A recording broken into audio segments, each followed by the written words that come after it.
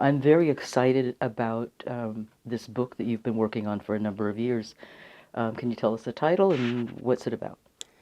It's called Defund the Rich, Why Democracy Requires a Cap on Wealth. And it's about limiting wealth and economic power, which are pretty much the same thing, actually, and that's one of the biggest points of the book. So I begin the book with what I'm calling a power contradiction that has been haunting America since colonial times and has now come to a peak in terms of the Trump administration and the enormous threat to democracy that it poses. What I mean by the power contradiction is that on the one hand, in a democracy like America's, we are proud of the fact that we place enormous limits on political power in many different ways. We see this as a hallmark of democracy. This ranges from term limits on the presidency to the famous balance of power among the three branches of the government, all with the intent that no person or no part of the government get too strong. At the same time, in our Constitution and in American law, we do almost nothing to limit economic power.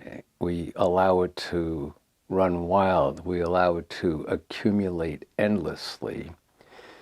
And then we become surprised, at least many of us, when it turns out that economic power has taken over the country and is trying to dismantle our democracy.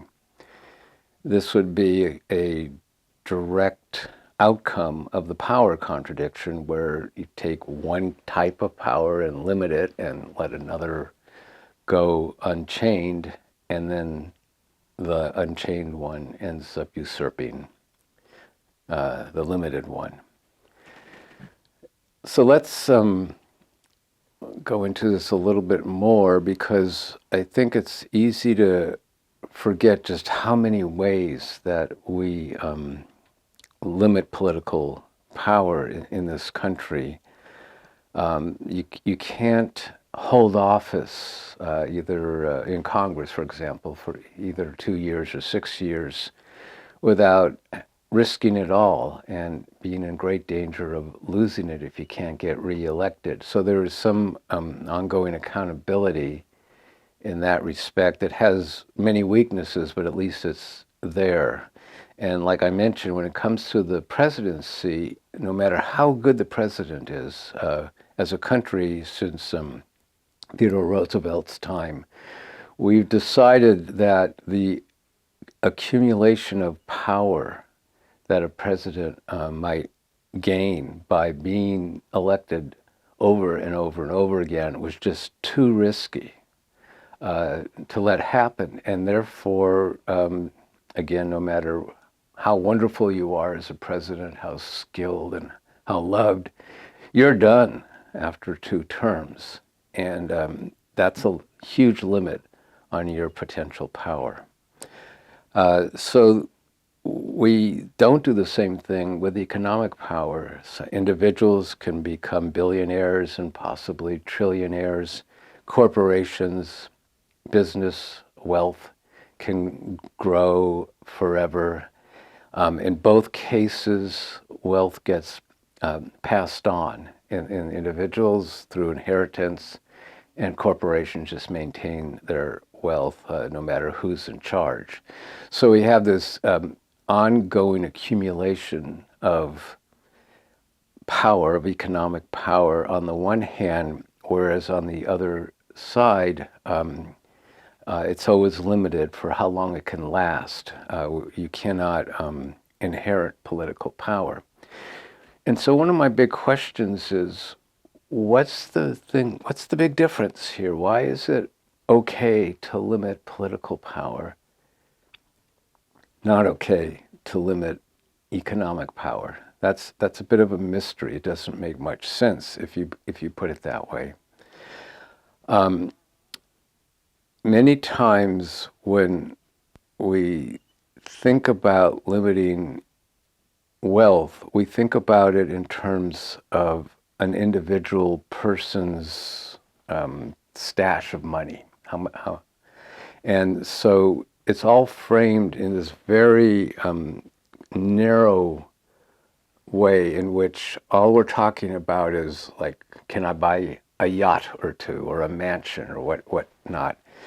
And what we don't, what we lose by looking at wealth in that way is that all of wealth is actually a form of power. So the more of it that you have, the more power you have, and crucially, the more power you have over other people. If you're a CEO, of course, of a large corporation, you are determining for hundreds, if not thousands of people, what their daily life is like, what they will work on, what they will produce, how long they have to be at work, and on and on and on. So that's an obvious way in which wealth is a form of power. But I think a less obvious way for many people is that anytime we buy something, we are exerting some form of economic power. I like to use the example of a mansion because when a rich person purchases a mansion, a number of things happen. First, they have to hire a number of people to take care of the mansion, the gardeners and servants and the people who clean it, the people who maintain it. So right there, they have enormous power over a small number of people's lives. In addition, every purchase that they make reverberates, so that if you buy a refrigerator, then you are impacting everybody that's associated with that refrigerator, and also all those people who made refrigerators that you didn't buy. So your purchases reverberate out into the economy in many different and indirect ways. At the same time, we have to ask, how did the mansion owner make their money? What corporation do they own or work for? And how do they treat the people in their business? How ecological is it? On and on again, into many tendrils that purchases all have. So we need to understand that anytime we make any kind of a purchase, we're exercising money, and the bigger the purchase, we're exercising power, and the bigger the purchase, the more power is being exercised. There's also another distinction that I think needs to be made here, because so far I've been talking about buying material goods, about buying stuff. But we can also buy non-tangible products or goods or services. And one of the most obvious ways people do this, rich people do this, is in politics, where they buy influence. You can buy influence by making a contribution to a campaign.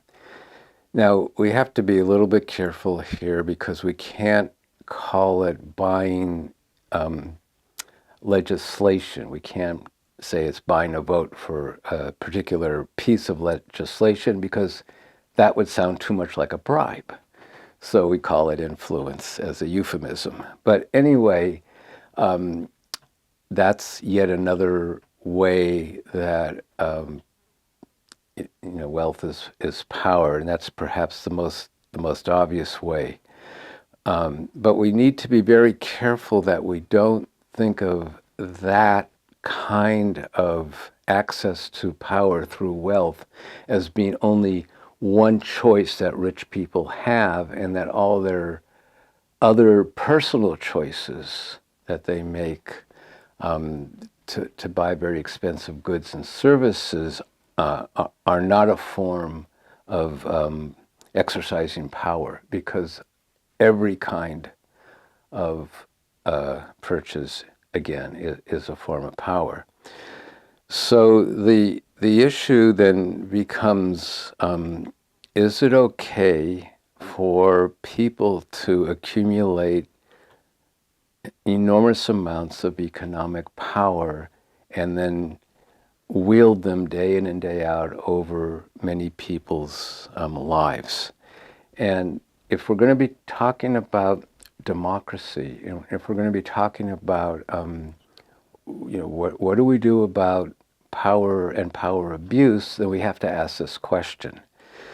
Another, I think, very pertinent point here is that when the Constitution was first written in 1776, and the authors of the Constitution were attempting to protect the new rights and privileges and freedoms that came along with it for individual Americans, they were very concerned about how non-political forms of power could threaten these new freedoms.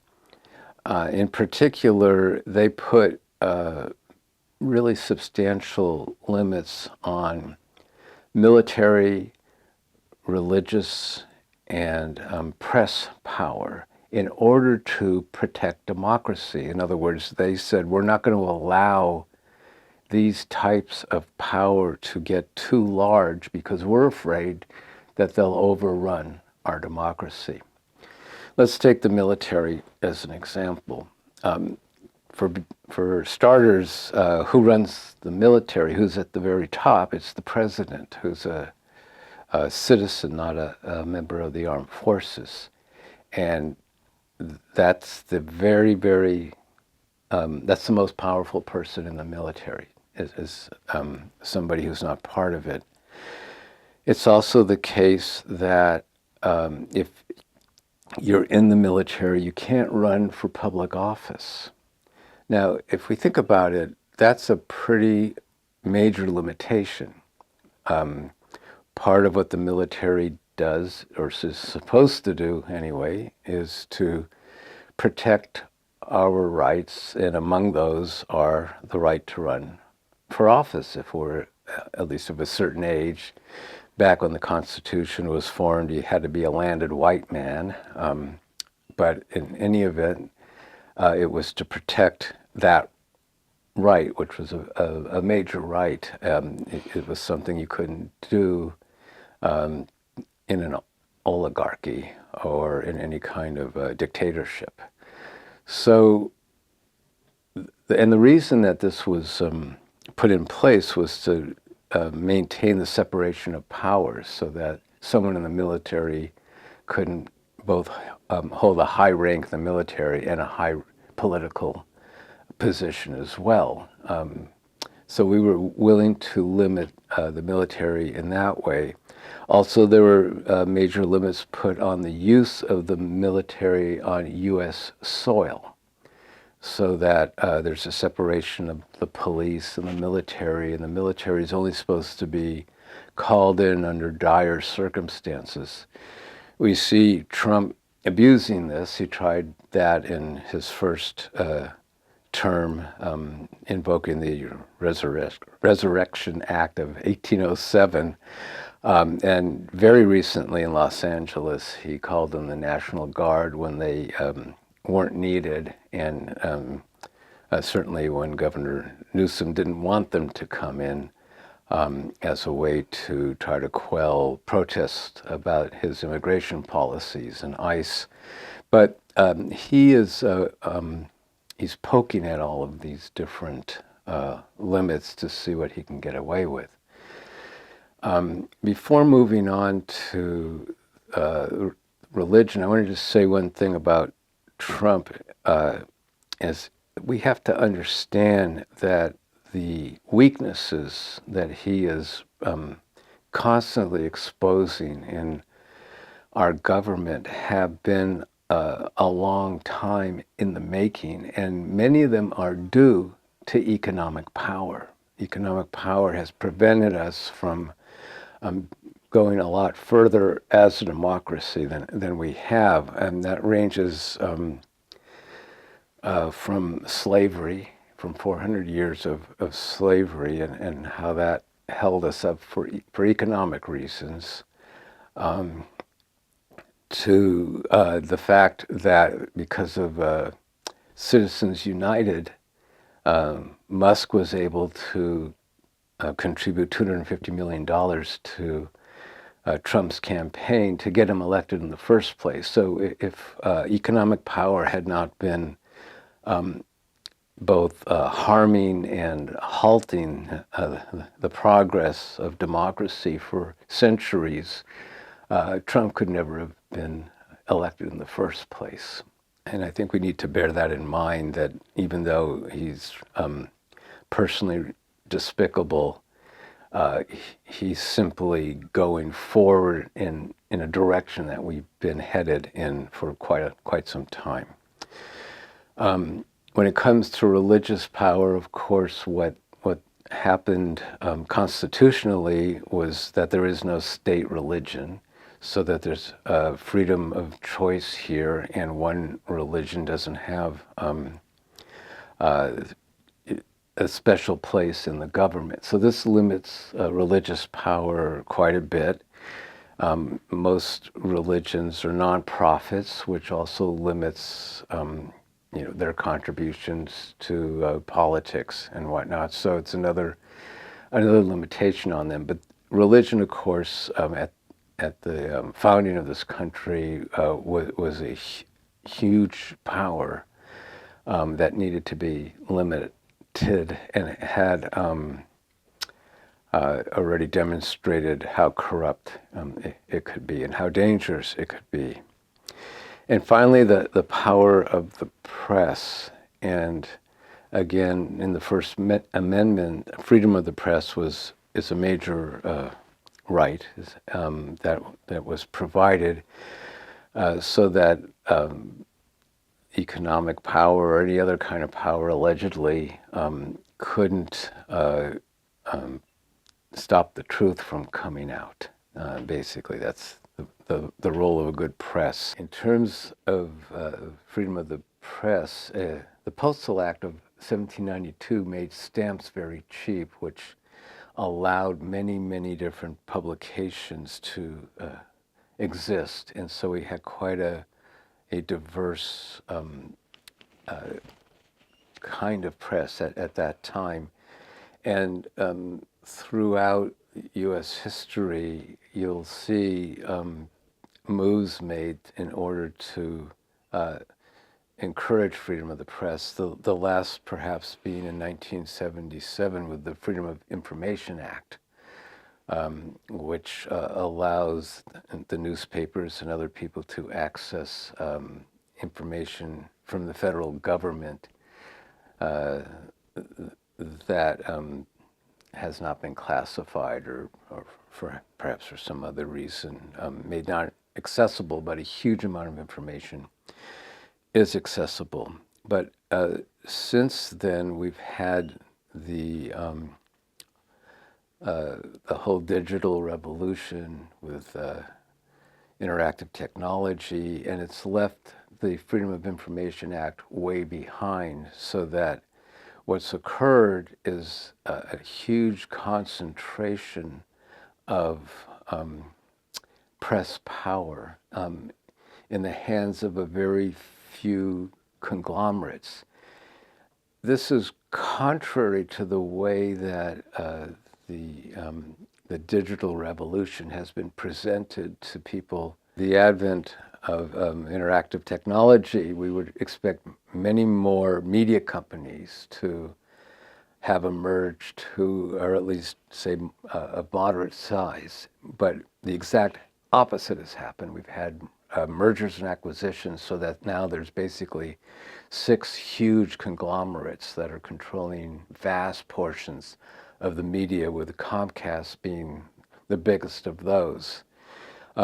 What happens when we have billionaires owning much of the media? Well, we had Facebook and X during the recent election get rid of their fact-finding programs and companies, so that there was a slew of false information, often very vitriolic, that was being broadcast to millions of people. We had the owner of the LA Times overriding his board, who wanted to endorse Harris. And so right there we had 3 billionaires controlling the press in incredibly impactful ways. So freedom of the press has not increased with the technology. It has decreased, and it has become more and more concentrated in the hands of the very, very wealthy. As these media conglomerates have grown exponentially over the last couple of decades, we have a phenomenon that's growing along with them that most people, about which most people are unaware. It's something that Herman and Chomsky a long time ago wrote about, which is self-censorship. And in media, the rules of self-censorship are: you never report on the company that hired you or its owners, and you never report on the marketers or advertisers who are basically hiring your company so that they can market their goods to the audience that you draw.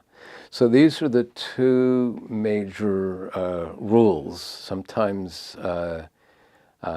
reporters will get them quite consciously. Other times they're just kind of picked up upon, and they're less conscious.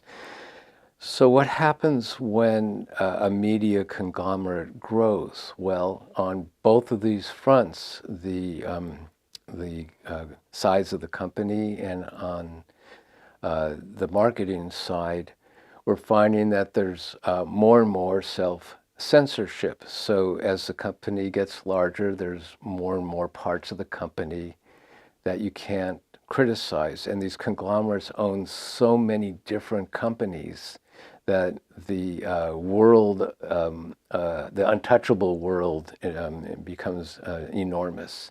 The same thing with the marketers. As the companies spread out, they engage with more and more marketers, and you can't report on them either. So that's the self-censorship becomes a major part of a harm that is happening to democracy, because once again the truth cannot come out, or it gets distorted if it does. It's quite common when the subject of a cap on wealth is brought up for people to worry that their freedom is being limited in a really significant way. And that freedom is the freedom to become, I would say these days, a billionaire, is to become extremely rich.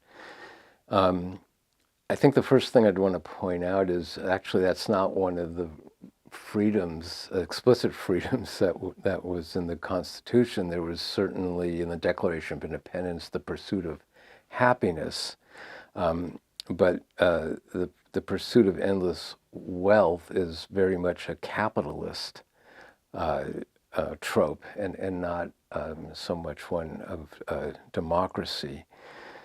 Now, there's an abundance of research and a long history in many, many religions and elsewhere, all pointing to the fact that we are not much happier or happier at all when we're rich than when we have our basic needs met. Now, it's kind of a truism that people believe, even the very rich people believe that if they could just double their wealth, they would be fine. But it turns out that when people get the lottery, win the lottery, or somehow become wealthy quickly, they adapt to that level of wealth. It becomes the background of their lives, and their happiness goes back to whatever level it was at before, assuming they weren't very poor, assuming that before that their basic needs had been met. I still think that people say to themselves, well, maybe that's true overall, but that's not going to be true for me. I'm going to be much happier. And I think that's one of the ways that we fool ourselves into thinking of ourselves as possibly the exception. Why is it that we're not happier? Because our material needs are only part of what we need from life, and once they're met, other things like the quality of our relationships, the meaningfulness of our work, how at peace we are with ourselves, all of these things come into play, and those become the main determinants of happiness. I don't think that's a surprise to people, but it's something that is hard to hang on to in a capitalist world where we're being constantly told in a way that I think is like propaganda, that we have to be richer in order to be happier. One of the ways that I think we are told this over and over and over again is through advertising. And advertising has a meta message. This may be the most told story in our culture. The story goes something like this: got a problem, buy a product, problem solved, you're happier. And that is the theme of almost all advertising in one way or another. And since we are exposed to this meta message, it doesn't matter what the product is, hours and hours a day through the media in a multitude of ways. There's direct advertising, such as you get on television, but there's all the product placement in movies and shows, and a whole host of other subtle ways that we're constantly being told that we need to be richer, to be happier. So it's hard to counter this propaganda when it's so ubiquitous and when it's done so skillfully, because marketers study us. They hire people like me, a psychologist or an anthropologist, to tell them what it is that that people will respond to, and since that changes over time, they have to keep on top of that. And then they have these very skilled actors and filmmakers and whatnot at their disposal to create these very powerful messages that work well beyond our conscious mind. We all know what advertisers are trying to do, and it works anyway. So it's well beyond the conscious. So anyway, we are drenched in a culture with these commercial messages. Other ways we get them is, for example, that when the economy grows, that is, companies are making more profits. That's reported as a good thing. And so once again, the message is that the more profits, the more money there is, the better, whether it's on the business level or on the individual level. Other kinds of phenomena that are at work is that we don't judge our wealth on an absolute scale, but rather on a relative scale. So what I mean by that is, if you live in a very large house in a neighborhood where it stands out as a big house, you feel wealthy. If you take that same house and you move it to Beverly Hills, where it's dinky, you feel poor. So we constantly judge our wealth in relationship to those around us.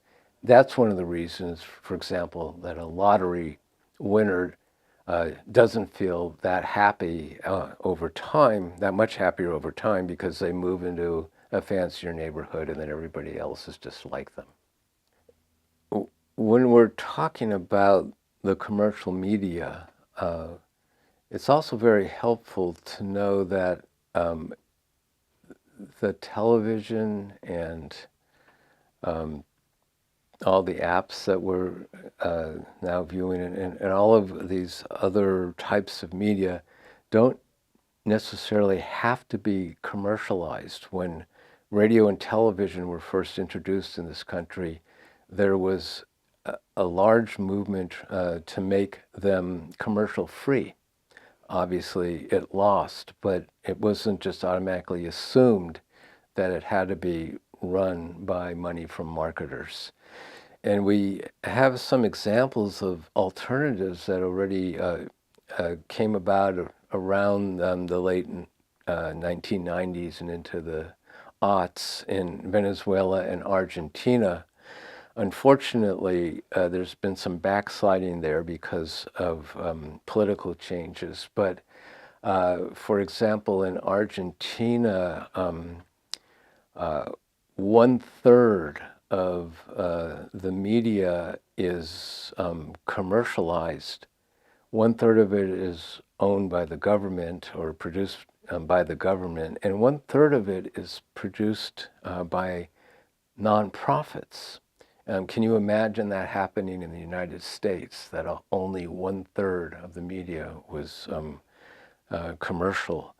And we could even go further with this. We wouldn't have to have the government have such a large portion of it. We could reduce that and increase it to mostly the nonprofits. And in this situation, we wouldn't be advertised to nearly as much.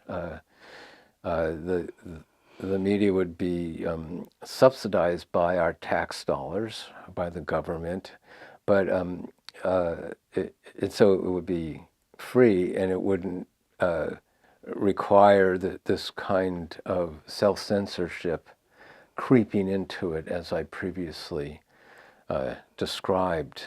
In Venezuela, there were even further experiments with the media in which like in Caracas, Venezuela, where small groups, they could be an activist group, it could be a religious group, it could be any kind of a group, were actually trained by a television station in how to produce a show, and then they would produce their own show and it went straight in. It wasn't censored or modified by the television station, and much of what was on the station was produced this way. Only a relatively small portion was produced by the station itself. So we have examples of commercial-free media that already exist and can give us a sense of the potential here that many of us might not even have dreamed about. So when we talk about a cap on wealth, I think that we need to see it in a much larger context as part of a major transformation of both our economy and our society. So, for example, of course, it would also include a guaranteed livable income. So what we would essentially be doing is reducing the range of the economic ladder. It would not go down nearly as far as it does now, and it won't go up as far as it does. And this is very much in parallel with what we did with political power when we went from feudalism to democracy. So with political power, we also reduced the range both on the top and the bottom. So on the top, no more kings and queens, no more royalty, no more power for life. On the bottom, we have a collection of individual rights that are supposed to protect us from becoming too politically impotent, so that all of the freedom of speech and of assembly and our religious rights and whatnot are all ways that the bottom of the political ladder was raised. And so if we're going to follow democracy's model, we would also reduce the range of economic power towards the middle by cutting it off on the top and raising it up from the bottom. What might that look like? Well, so many services would be provided by the society, by government, including healthcare and transportation, especially public transportation, retirement, all the kinds of things that the left often talk about, so that we would need far less money, as it were, in order to not just survive but to flourish. One proposal, one way to start moving in that direction would be to yoke in a company or in a corporation the amount of money that the CEO or the person who makes the most money has or gets to the lowest paid employee. And it could be a factor, say, of 10, so that the CEO could only make 10 times as much money as the lowest paid worker. If you think about that arrangement, it does a couple things. It prevents the CEO from getting unbelievably wealthy, so that they have 200 times more. They make 200 times more money than the lowest worker or more. But it also makes everyone in the company interested in raising how much the lowest paid person is making, because when that happens, then the person above them makes a little bit more all the way on up the line. So we have a situation where what the lowest paid person is making becomes very important to the whole company, and they become, if I can use this word, invested in it. The other thing that happens is we have a lot fewer people becoming billionaires and multi-billionaires, and so that billionaire class becomes smaller and has less power. So this is like a beginning step toward limiting money or providing a cap on wealth. I would also suggest another way to ease into this would be to say that nobody can make more than $1 billion.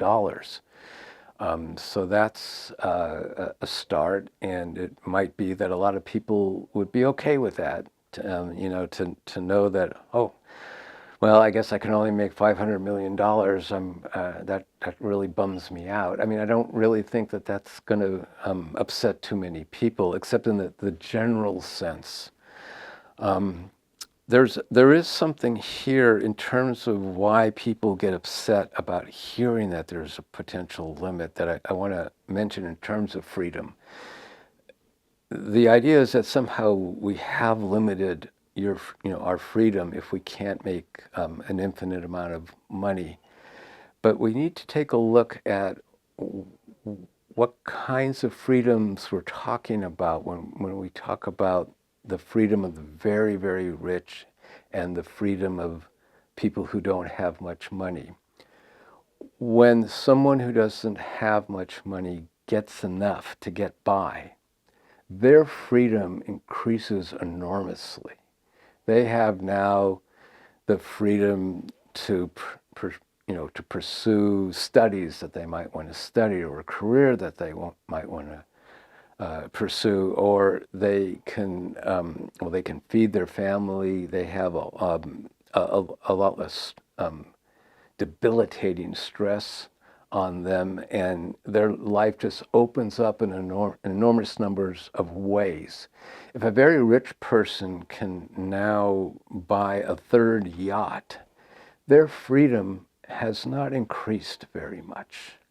And people who talk about this maintain that there's a qualitative difference between that increase in freedom and the kind of increase that comes about when somebody is able to meet their basic needs and move into a much broader life because of that. So as a society, the claim is that actually we have more freedom when there are more people who are able to make their basic needs, who are then able to get educated or pursue a skill or a career that they want to. We have much more creativity in the whole culture. We have a basic level of happiness in the culture that is greater, and that overall it's a freer culture. So we have to be kind of careful about what we mean when we talk about the freedom to have a third yacht.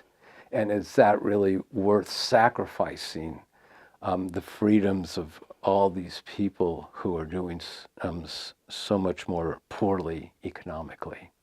So one of the strange dimensions of capitalism is that it rewards money-making skills more than any other kinds of skills. That might sound like a paradox, like, well, of course, money-making skills means you're making money, so of course you're going to reward money-making skills because that's what they are. But if we look at this a little bit more closely, what money-making skills means are the kinds of administrative skills that allow you to run a business and to make money off of other people's work. So if you have these organizational skills, if you have these leadership skills, if you have the drive, and of course, I'm not actually going to go too far into this piece of it, but many times what this drive means is a willingness to act in an unethical way, and to cheat and lie and steal and murder and start wars in order to increase sales of weapons and all kinds of things like that. So that is, I'm going to put that aside for a second and even look at what we consider the more positive skills.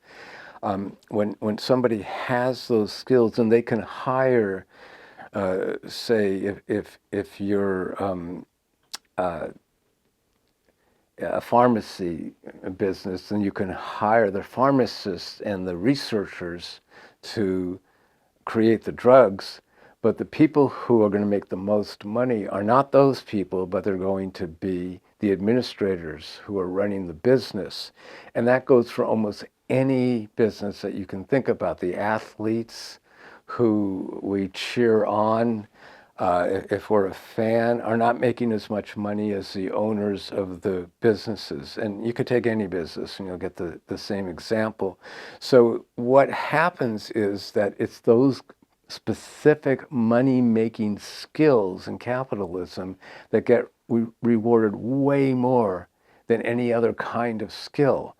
And at the same time, because of this, if you're on a board of one company, your own company, or even somebody else's, and you get invited to be on the board of another company that has nothing to do with what your company does, it doesn't matter. You can get on that board and you can, because you have the same administrative skills, you can consult and you can make suggestions about how to organize and run that company, even though you don't care about or have anything to do with what that company makes or sells. So then you get the same people with these skills on the boards of everybody else's businesses, and they consolidate their power. They consolidate into a billionaire class, and it just builds and builds and builds. And then they use that position to actually try to pay less and less to everybody else, all because we're rewarding this one relatively small set of skills that I'm calling money-making skills. It also works that there are money-making personalities. So it turns out that certain kinds of more extroverted personalities succeed more in making money, and so quieter people who can contribute just as much to society don't get paid as much because they don't have the right personality. That is not only unfair, but it means that we don't get the benefits of what these other people who don't have these money-making skills have to offer, or we don't get the opportunity for them to fully actualize their skills so they can contribute as much as possible. So instead we have this bizarre situation where anybody who has this one set of skills can own any company in the world and get as rich as possible and help through using these skills, rip off everybody else so that they make much less. And this is all considered reasonable.